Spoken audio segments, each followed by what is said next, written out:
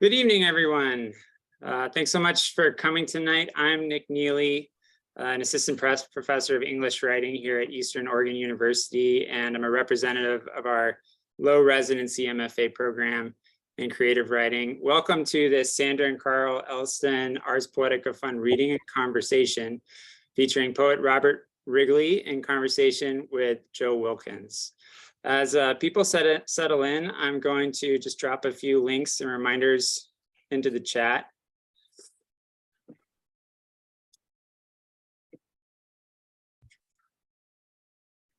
I can do that, maybe not. Well, let me just say that I'll try to figure that out, and we hope that you'll stay tuned for future Ars Poetica and events via our visiting writers website, which you can, of course, Google. We post all our events on our YouTube channel, send them out via Twitter. We also have a great Writers Digest, program digest that comes out once a month, which highlights our Ars Poetica events, advertises future events, and also curates a great list of other events around the region, virtual events, as well as opportunities for writers, like calls for submission that you might be interested in. I'll try to get those in the chat so you have those links available as I can.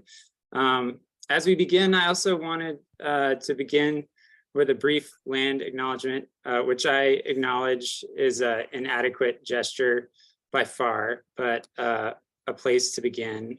Many of us are in La Grande, Oregon, where EOU is sited. So I would like to say, we humbly acknowledge the original inhabitants of the land Eastern Oregon University is upon, the Cayuse, Umatilla, Walla Walla, and Nez Perce people.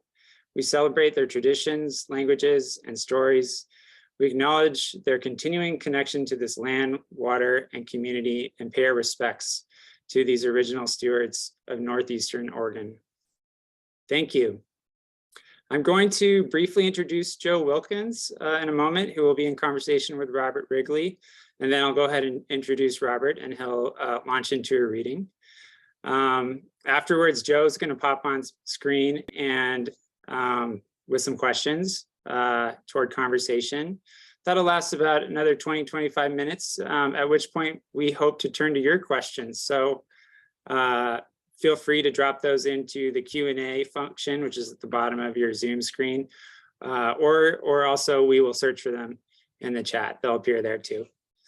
And now first, it's my pleasure to introduce Joe Wilkins, who we're fortunate to have as a faculty member here at EOU. He's taught summer residencies for us here in La Grande, and it's always a blast to have him with us.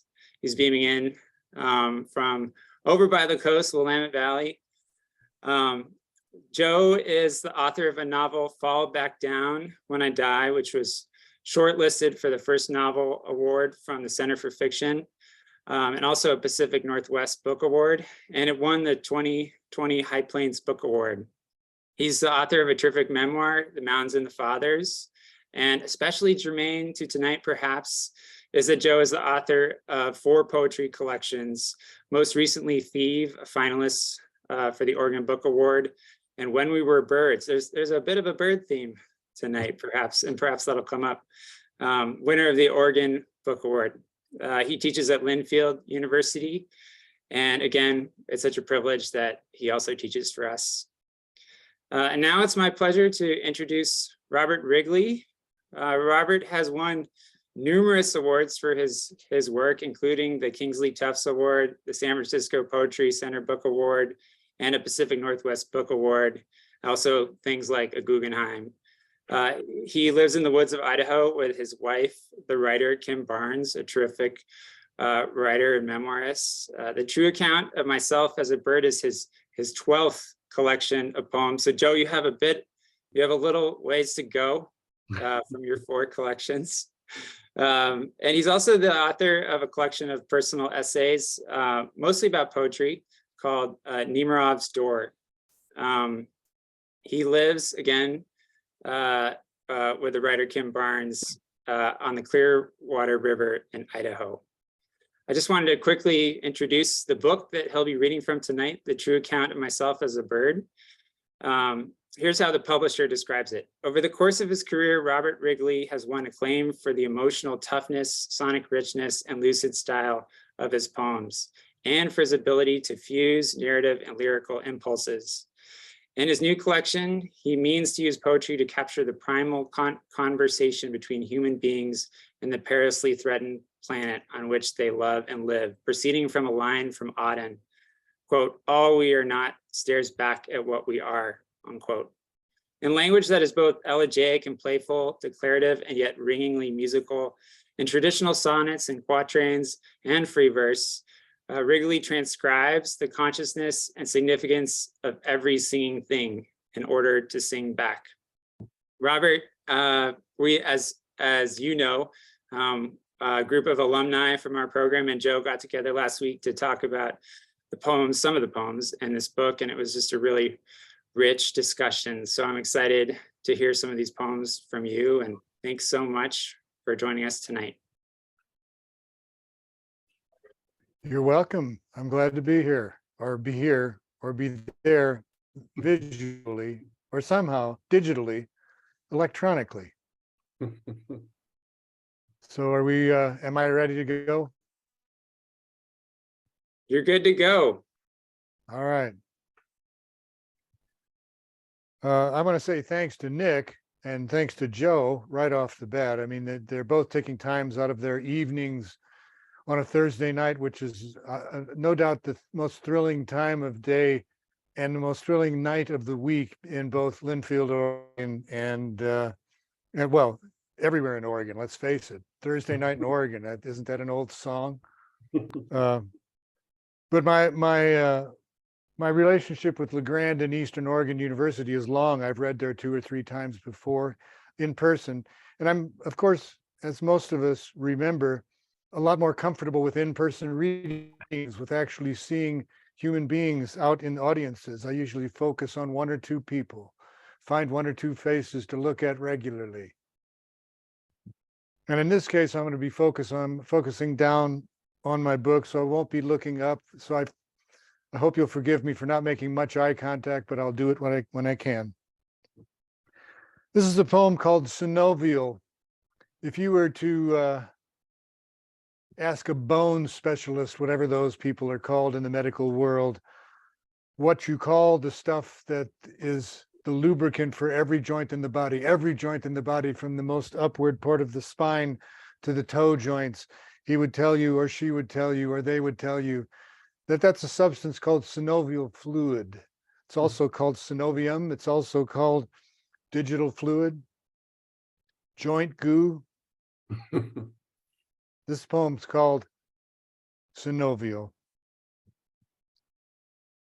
Joint fluid, declared the physician, spilled from a sprung seal in the ultimate knuckle of my left index finger, and gathered there just shy of the nail to a myxoid cyst, a substance also called digital mucus. Once a woman with beautiful hands assured me there are very few physical pleasures without a little mucus. But when this doctor, with an expensive lancet, lanced it, there oozed from my myxoid cyst a viscous substance vastly more limpid than semen or vaginal secretions. It was like a luminous tear wept by a fly-sized golden butterfly. And when I touched the tiny glistening orb of it with the pad of my opposite index finger, it clung to the Prince whorls. And when I swirled it against the pad of my thumb, I knew my body will never repay me for the satisfactions I give it every day by moving. Oh, itty-bitty, pure, lubricious gobbet, oh, most licentious and merest wit, betwixt the pads of index finger and thumb, slid so lusciously together the joints between my carpal and metacarpal bones, thrummed a hum in the heart of every atom of my corpus, from just this side of corpsehood all the way back to the slither and divot of my conception, which the doctor, seeing the look on my face, closed his eyes before the lust and rapture of.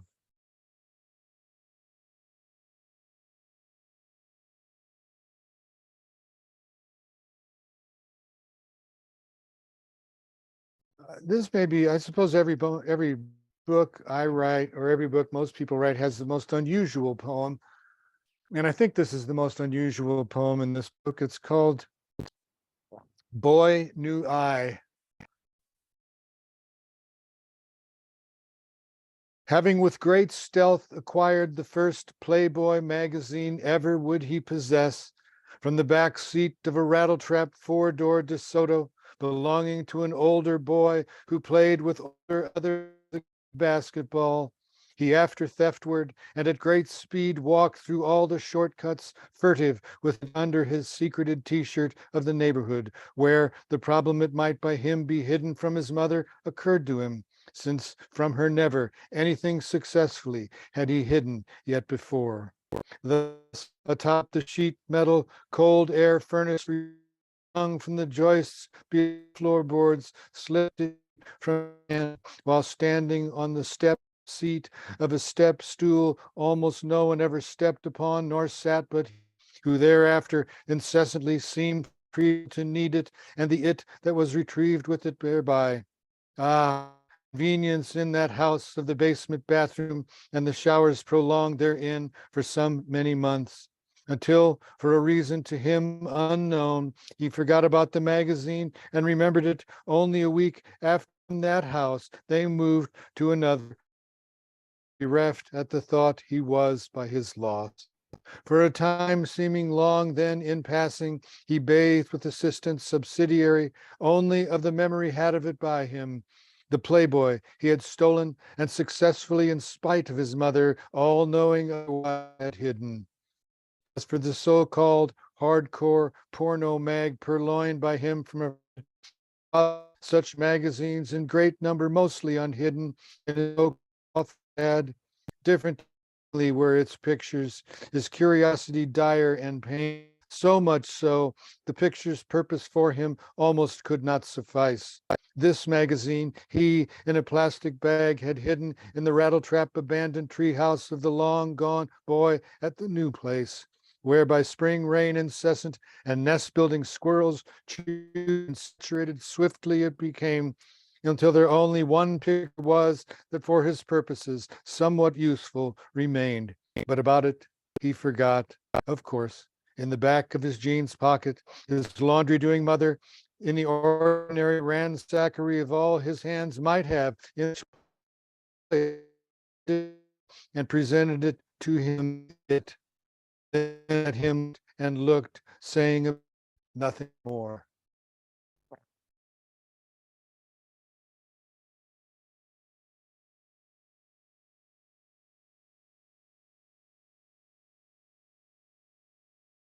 This is a short poem that takes place in 1957 when I was 6 years old. And all the photographs in those days were black and white. The memory, which is the title of the poem, by the way, black and white. The memory is not entirely false, but only almost visually true, since the tires on the Mercury were clearly white walls, although the car was not gray, but green, or possibly blue. What I remember best is my father, who took the picture, car, mother, sister, me. He wore a new suit the color of mortar, of the sidewalk that had scraped my scabbed knee. Father's suit and sidewalk the same pale gray, along a pallet that holds everything we see. 57 Mercury, scabbed knee, noon on a sunny day, Easter. In the foreground, one not quite white peony.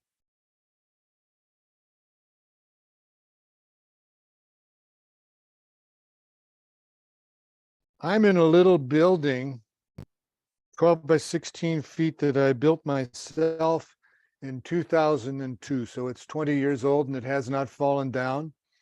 So poets can go out there and build buildings and know with some confidence if you use a lot of nails. Uh, and this is a poem that takes place in, outside of, around, and under this little building. It's called Visitant.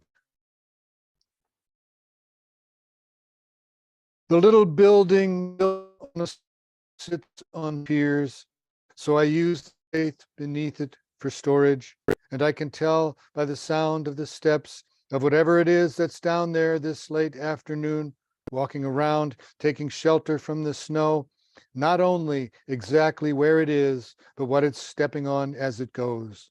The shelf of spare lumber, a rack that holds the chainsaws, firewood, buckets of snow melter, roofing tar, polymeric mortar, a retired charcoal grill.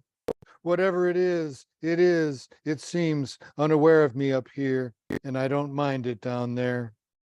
The snow's approaching 30 inches deep. It's 11 degrees.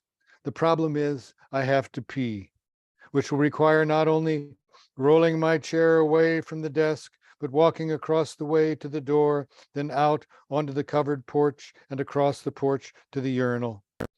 Urinals made of a transmission fluid funnel that drains into a length of decommissioned garden hose down into a shallow rock well. I hate the unsightliness of yellow snow, but I also hate to disturb whatever it is. Whatever it is, it's moderately small or not large. Raccoon, porcupine, maybe a marten, a badger, even possibly, and this would be miraculous, a wolverine, an animal I have seen only once in my life. Another problem is, in my life, at this point, when I have to pee, it is not in my interests to put it off. And I've been putting it off for quite a while now, distracted as I listen. There it is among the buckets, there on the lumber, there among the chainsaws, but I'm hardly distractible anymore and approaching, oh, mildly desperate, squirming in my chair, finding it harder to imagine where whatever it is, until I mutter, sorry, pal, and go ahead and stand and walk to the door and go outside and hurry across the porch and stand before the urinal and unzip and let loose in the process and heave a loud sigh of relief, all the while still listening, wondering which way whatever it is will go. So now I wonder if it will go, or if, as I had done, it will hunker down, get very still, and wait. After I'm done and zipped up, I wait as well, standing and listening and hearing nothing but the tick of snow on the porch boards, a mild breeze through the trees, a snowplow way out on the highway. Has whatever it is already run? Has it left a path through the snow? I go to the stairs and descend 3 of 7 steps to look down. Nothing on the shelf of spare lumber or among the buckets. Nothing nestled among the chainsaws, but I see it, or see its eyes at least. Whatever it is crouched atop the firewood, tucked between the floor joists exactly at the place above which the wood stove burns and must warm, if only by a few degrees, the subfloor there. It is black, I think, in the dim light, and fitted so snugly into the space between the joists it has no shape. It appears to be a 10 by 16-inch rectangular of very dark, possibly black fur, a shiny black nose, and gleaming black eyes eyeing me. It's the cold that makes me shiver. I'm coatless after all, in a t-shirt and jeans, wearing a pair of old house slippers. What are you? I ask. Then I say, and whatever it is, does not blink. Then I say, forgive me. I'm sorry to bother you. Please stay. I just wish I knew what you are. And though I do not know what it is, I rise and go back inside and toss another piece of fire in the stove. When I leave, as evening's coming on, whatever it is will be gone. And though I will have listened, I will not have heard it go.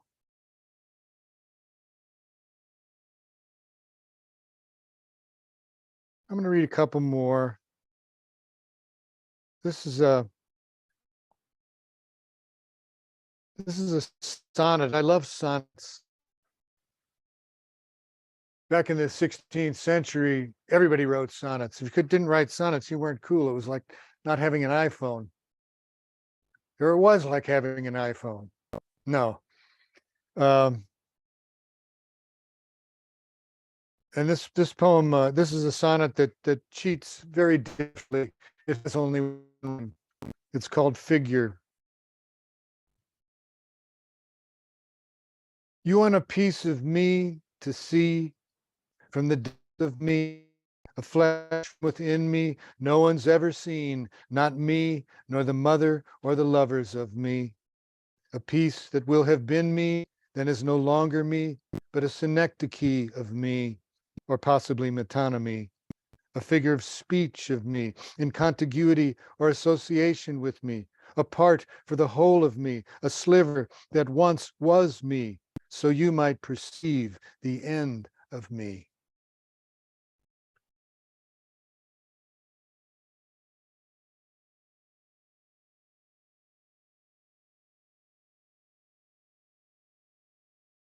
Poets spend a lot of time building books that have things in them that nobody else has. The person the poet sleeps with is probably aware of it, uh, and maybe one or two of the most perceptive sorts of readers. For example, there's a poem within the 10 pages of this book that refers to a poem Beatles, and that song comes back at the end of the poem in this book. This poem's called Chorus. Wasn't there, began to play, and it's a song I haven't heard since page 8. So it requires a little extra concentration, which is why she seems so suddenly just to be there, appearing in the empty space before the porch of the shack and looking up, and most of all listening. Dear, always listen. They can hear you lick your lips words away, said. And I'm reaching the second time through the chorus now, which consists mostly of the repeated title and yeah, yeah, yeah. The thing is, as usual, I've slowed the song way down and I'm finger picking, not pounding with the pick.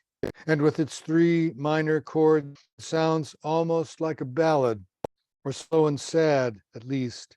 Even the yeah, yeah, yeahs, I admit, I try to work a little extra from. So yeah, it occurs to me that indeed I am performing for a deer.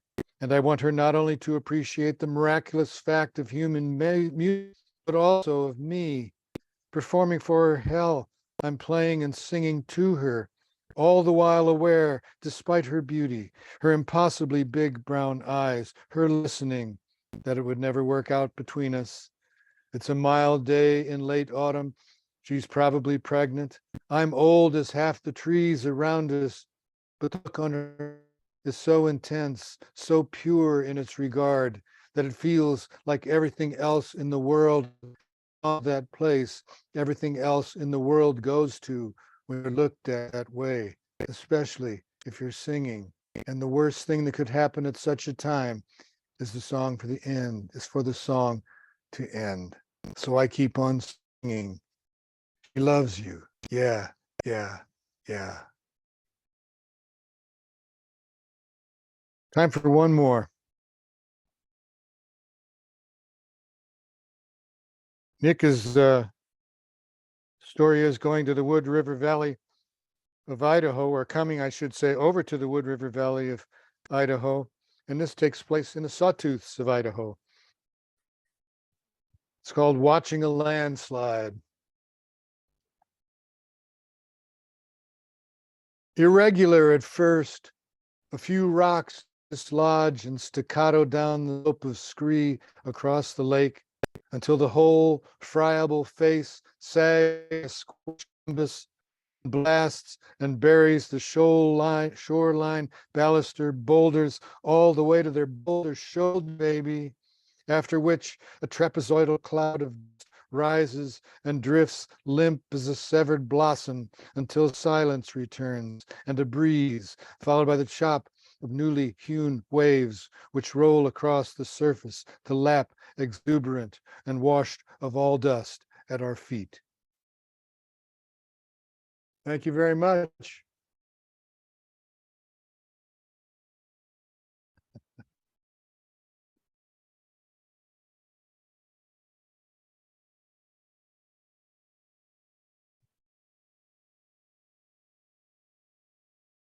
Thank you, Bob.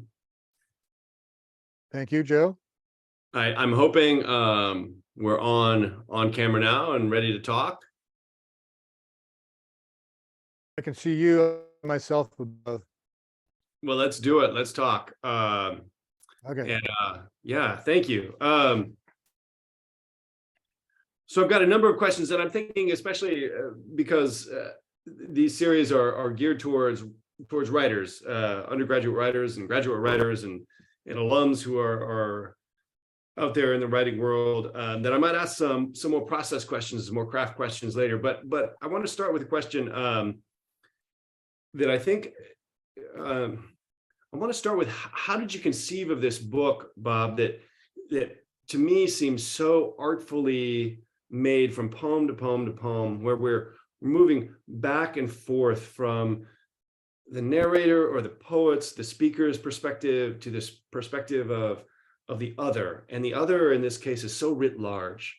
That poem you just read, Chorus, that moment, the deer looking back, the way that we're forced to switch perspective mid poem, and we do this often, and it feels each time so powerful, so delightful, and so surprising. So I'm wondering about how you latched onto this mode of moving back and forth in perspective in these poems.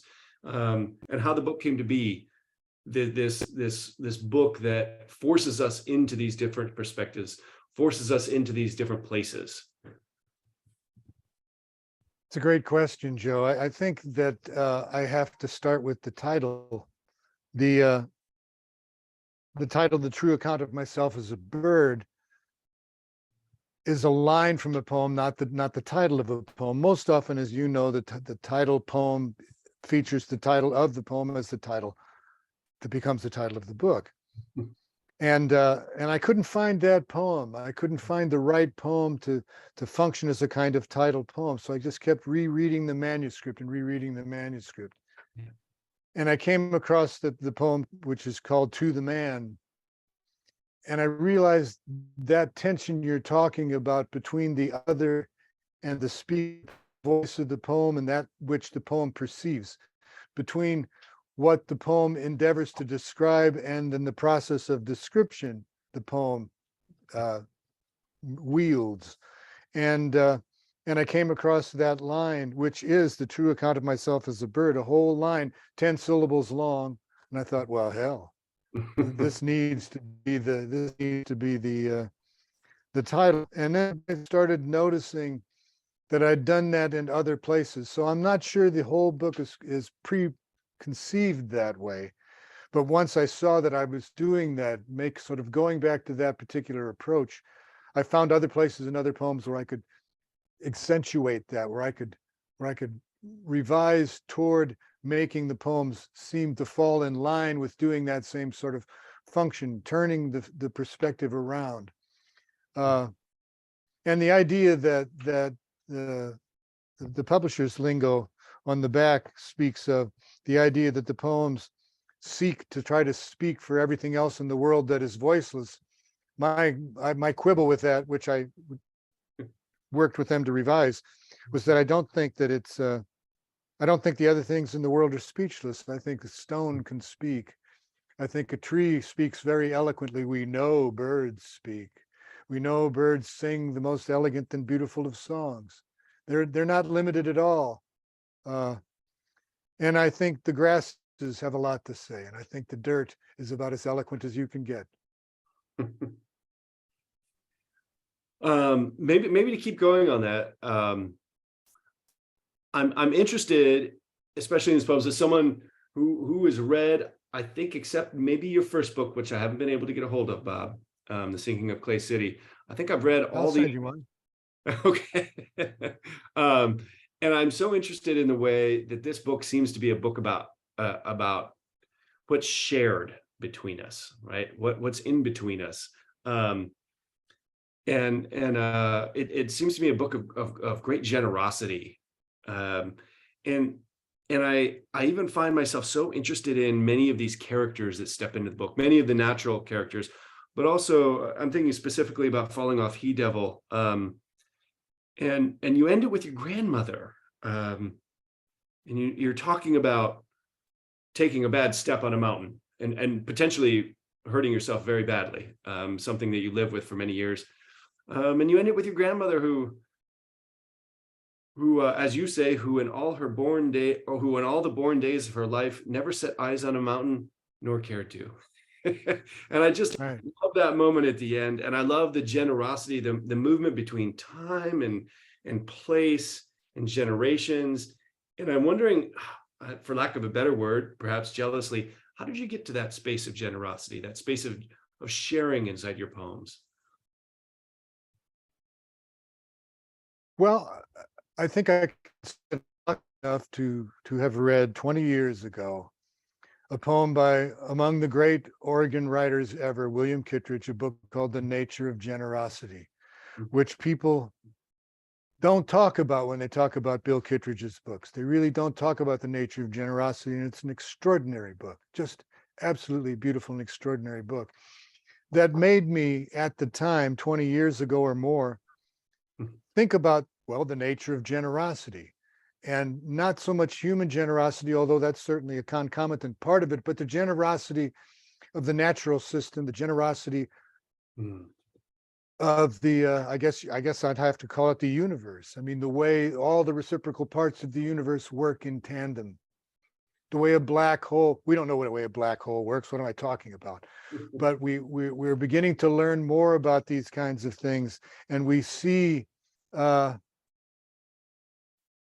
the interconnectedness between all things is so primal and so visual that we have to find a way to acknowledge it. At least I have to find a way to acknowledge it. And I think under the circumstances, that is to say, our world, not our earth, our world being daily degraded to our peril, not to the peril of the earth. The earth is going to live. The earth is going to be fine. We're not going to kill the earth. We're going to kill ourselves on the earth. We're going to render the earth uninhabitable. We're going to take the Garden of Eden and destroy it unless we learn to take care of one another, everything else. I should pass an offertory around. I wish we had a pew.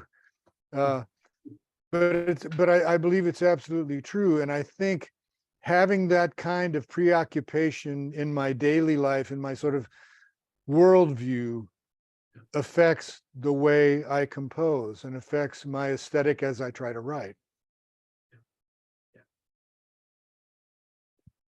Maybe to build on that, can you talk about, and maybe turning more towards craft just a little bit here, but maybe not too, because I think this might be as philosophical as the other questions, but your approach and your relationship with language. You've always been a poet whose ear is highly tuned, who's musical. You come out of the Northwest school from Retke to Hugo, these song-like poems, these lines that fill our ears.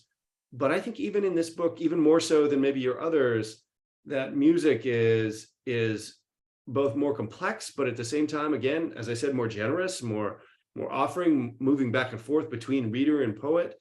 And so can you talk about your relationship to language now and how that's changed and how you're thinking about it as you're continuing to write?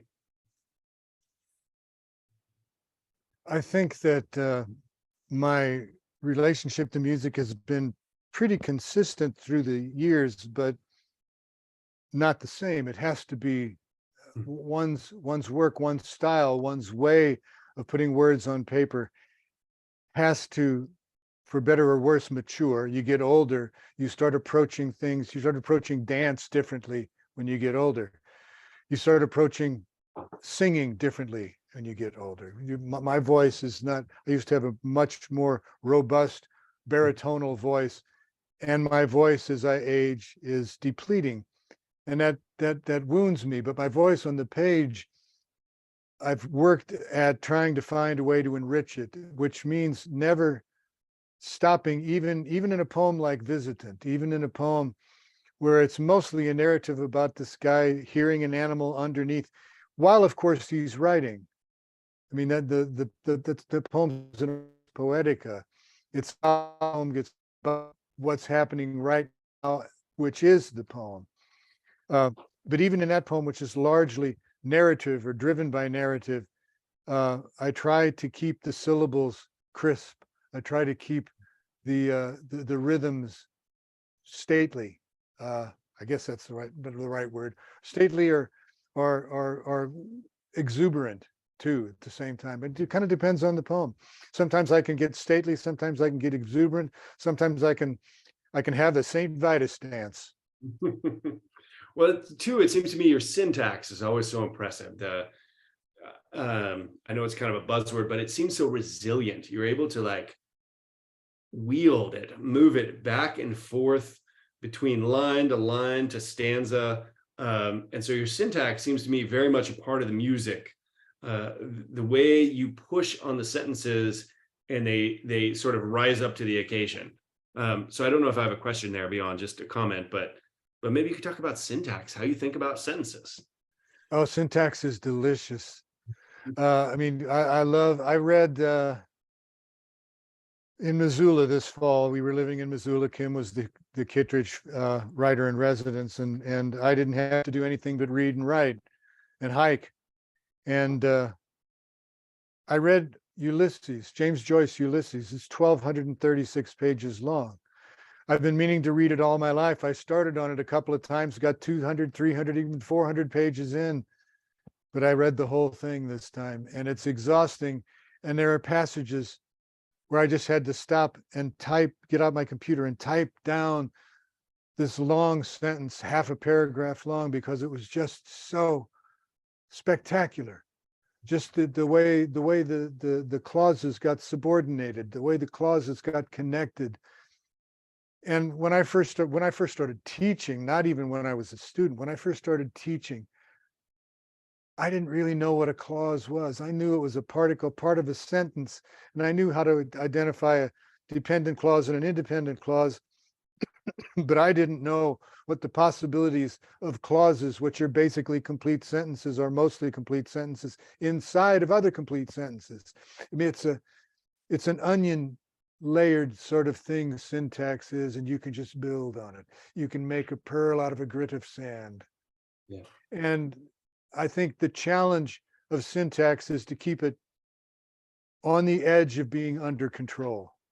Not quite in control, but not out of control. Or if you get out of control, pull it right back in a particularly compelling way. And how, you know, it's an abstract way to put it, but it's hard to talk about the ways one might do that, except with a piece of writing in front of you. But I remember, this is an old story. Mid-1980s, published I guess it would have been early 90s, 1991, 92. I was reading at the University of Illinois, and my third book had just come out, and I was really trying to push syntax. And the wonderful, really extraordinary poet, the late Bridget Pegeen Kelly, was at my reading. And she and I got started talking about sentences and syntax and so forth. And I did what poets always do. What are you working on? I said. And she just looked up at me and smiled. She said, I'm just writing sentences. I said, I get it. I know what you mean. And if you take care of the sentence and take care of the grid, the lines upon which that sentence is strung, you're going to take care of the poem.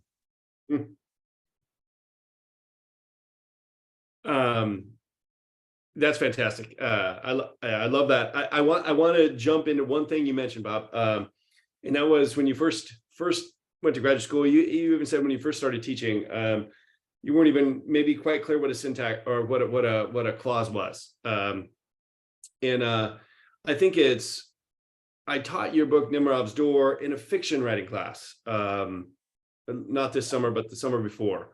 And it was an incredible hit, both because it is about coming to language, right? It's about coming to language, in your case, coming to poetry. But also about how do you do that? How do you approach language, which is so multitudinous?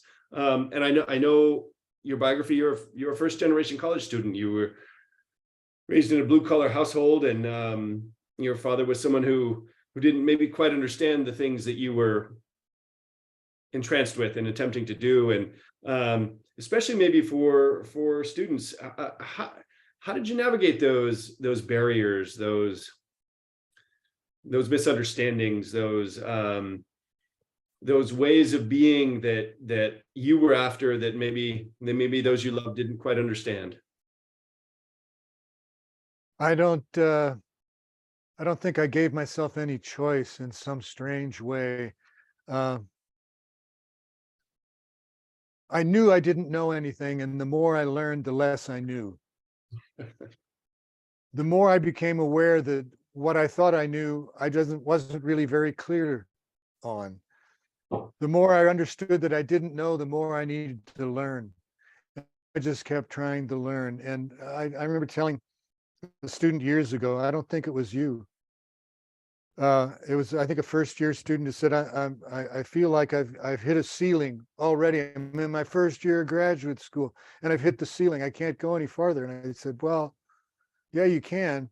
I said, there's some practical things you need to do. You do increase the amount you read. And I mean, reading about poetry, but you can also count fiction. You can count literature in it. You can count drama. You need to increase the amount you read. And this is not going to be easy, by a factor of 5. And he said, what? Yeah, by a factor of 5. Then you got to increase the amount you write by a factor of 10. Hmm. So if you're writing 10 pages a week, you need to write 100 pages a week. Now, 90 of those pages may be complete shit, and probably will be, but you're learning something about failure when you write in drafts. You're learning something about success when you write in drafts. So that was about the time in my life when I started realizing that I needed to number all my drafts. So if you were to go, once they get them cataloged, if you were to go to Lubbock, Texas, and Texas Tech University, where my papers now live, you could find that there are 84 drafts of the poem American Fear, which was in Beautiful Country. 84 separate drafts, and that poem's long. That was in the that's a fabulous. Going to be. I'm sorry. Go ahead. I just said that was in the New Yorker, right? That's a fabulous poem. I love that poem. No, that was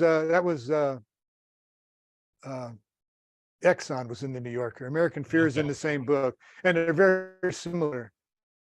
But I started track and then started trying to put them in order. But the poor people at Texas Tech, the archivists are going, if I ever meet this man, I'm gonna kill him. But anyway, I mean, you have to immerse yourself. You have to want to. You have to want to be great. And nobody wants to talk about that. I don't want to be good. I just want to be a good poet. Who the hell wants to be a good poet? It's like saying, I want to be a good saxophone player. Oh, then you already are. Then stop. I want to be a great poet. I don't want to be a good poet. I want to be a great poet. And if you're going to commit yourself to that, you got to give it everything you have. Okay, this builds on that. I hope. Last week with some of the Eastern Oregon graduate students and with Nick and myself, we had a wonderful conversation. And one of the things we were talking about is how many of these poems, and this is, they would find their way to what I would think of, and I would be tempted as a poet myself to think of as the end, right? I'm thinking of To the Man, where we get the title from, right? Where in the fourth tercet we get, as I always do, in which I did. And I think, it's not too bad. That's pretty good. Like that's a really fine ending. There's a sense of circularity there. But then we've got 2 more tercets. And I feel like poem after poem does this, where you hit a moment that feels potentially like an end, and you're not satisfied. You're not ready to be done. And then, of course, by the time we get to the actual end, it's so much stronger. It's the real end, right? And so I'm wondering about that, both in process and both in I don't know, perhaps how you get yourself there, and how you know that line when we're thinking about drafts between the end and maybe not the actual end, but there's another end later. Sometimes you don't know. And in fact, most of the time you don't know until you get there or you get past there. I mean, I tend to write past my ends with pretty alarming frequency. And sometimes I'll see it within 2 or 3 lines, or sometimes a couple of stanzas, those tercets, those short stanzas. I'll see it. I go, wait a minute, I need to stop there. But more often than not, I'll get to some place and I'll read the poem and I think, and you probably heard me say this back in graduate school, this poem needs one more crank. And I have a clamp, an antique clamp up on the bookshelf there that's clamped down. It says poetry clamp on it, which my old friend and former student Dennis Held gave me, because that's what I always used to say. One more crank, man. You're not quite done. You may think you're done. You could end it here, but you need one more crank. And that has put me in the position when I write to always feeling as though I want to try one more crank, even if I don't think I need it.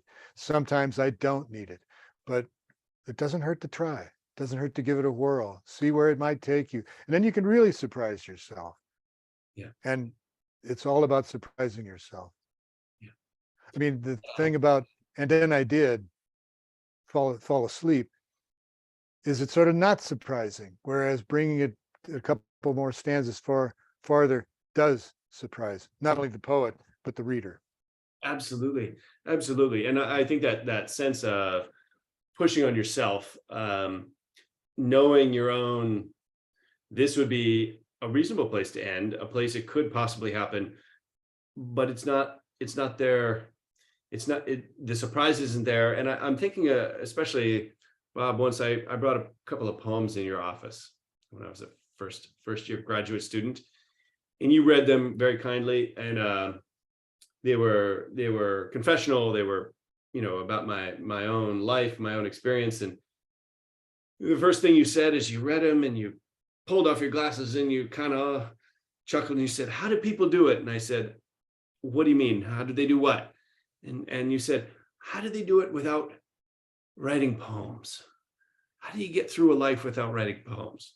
And I'm thinking about that because it seems to me that you're doing that. You're pushing life to its edges here. You're pushing experience, observation, especially with this book, right to that edge. You're not satisfied with the easy answer. You're forcing yourself to surprise yourself, and that just seems to me so admirable, and so powerful. And again, I'm not sure I have a question here beyond maybe talk about how you do that. How you recognize you need to do that. I do recognize the need to do that, and sometimes I do not. Sometimes I stop early. Sometimes I stop just in time. But I mean, everybody loves the finished poem, but I love more than anything else the process of making the poem. And there was a point in my life as a poet when I realized that that's something that was happening to me. I didn't want to leave the poem. I wanted to end it. I wanted to get to the right end, but I didn't want to leave the poem. So I still don't. I mean, I still have a habit of writing a poem and letting it sit for a couple of days without looking at it again and coming back, going at it again. Sometimes, I mean, I've got one sitting poems, but I like pushing to see where I can get to. And the poets who do that, for me, are poets like Elizabeth Bishop, or even Philip Larkin, to just pick a couple of kind of curmudgeons about poetry. They were both sort of curmudgeonly. And poets who, Philip Levine, Yusef Komunyakaa, who never ends a poem where you think he's going to end it. He just takes one or two lines or stanzas or words farther on, and you go, "Oh, Oh, and that's the kind of poets I like spending my time with, on the page and in the head. Yeah, yeah. And that seems to me, again, to going back to the, again, not quite a question, but an observation, but just a good way to live a life, to be able to push a little bit farther, to see it a little more clearly, to appreciate it that much more. Yeah, yeah. Thank you for that, Bob. I asked my mother, by the way, last month. I was visiting my mother, and it's a question about kindness, because my mother's very generous and kind to other people, and this book's dedicated to her. And I said, well, it's hard to be kind to everybody. It's hard to think kindly. She goes, oh, I agree. It's not, but that's where the real measure of kindness comes in, is if you feel like being kind is difficult, be kinder still. Gotcha, Mom. That sounds like amazing advice for poetry. Yeah. Yeah, absolutely. Push that language even farther. Absolutely. So Bob, we've got just a minute or two more here. You've written 12 books of poems. The book of essays, as I said, which I taught, Nimrod's Door, I think is just a fantastic book about language as well, but about language in a more abstract way. What are you working on now? What are you excited about? Where are you headed? I'm just writing poems. Once I published this book in June, so it's 6 months old, and I started writing poems well, I started writing poems the June before, and I've got maybe a dozen poems that are in the folder. If you're going to be a poet, you got to have a folder like this, folks. I don't know if anybody can see it, but you got to have some place to keep the poems and recycle them and pull them out and put them back in, go back and read it. Need hardcovers, copies. You got to have paper. But I'm just writing poems. And that means, I've been trying to write about, as everybody who writes in Moscow probably has, about what happened recently in Moscow, about the murders. And it's like the hardest possible thing to do, to write about that sort of a tragic and a horrible thing. But it feels necessary, because I'm trying to write my way through something, and I'm trying to write my community's way through something. And you can't, but you must try. I write about myself. And that's all really Phil Larkin did. That's all really Phil Levine did in most of his poems. I write about Dick Hugo said, the problem with my writing is I sometimes feel like I'm falling in love with my own responses to things. And I get it. But that's what I know best.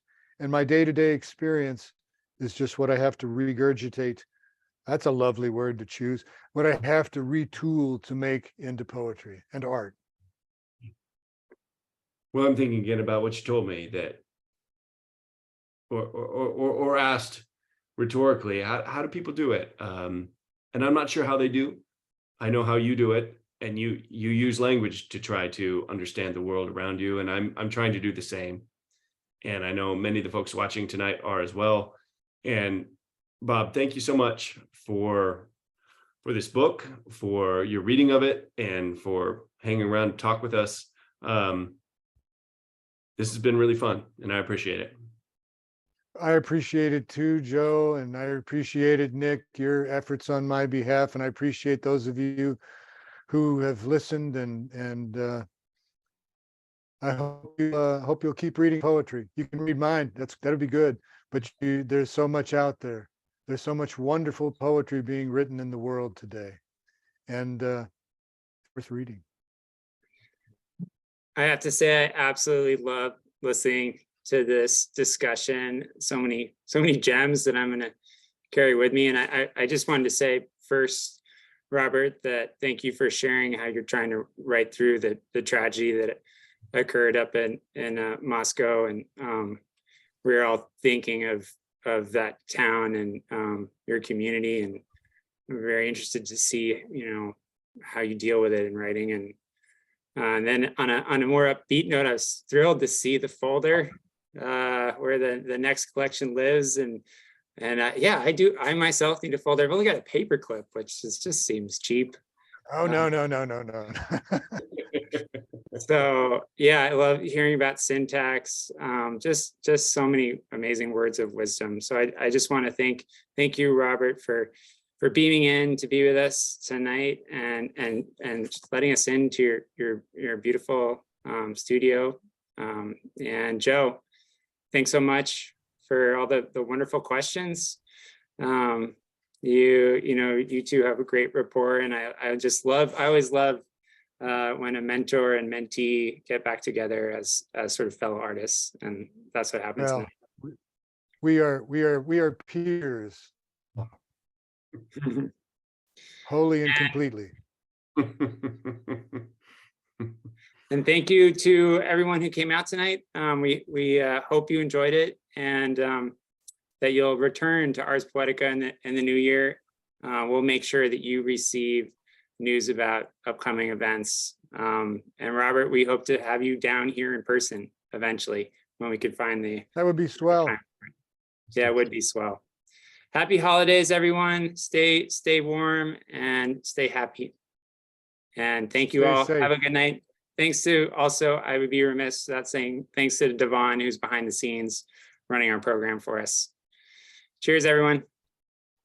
Thanks, Dave. Thanks, Joe. Thanks, Robert. Thank you, Bob. Good evening.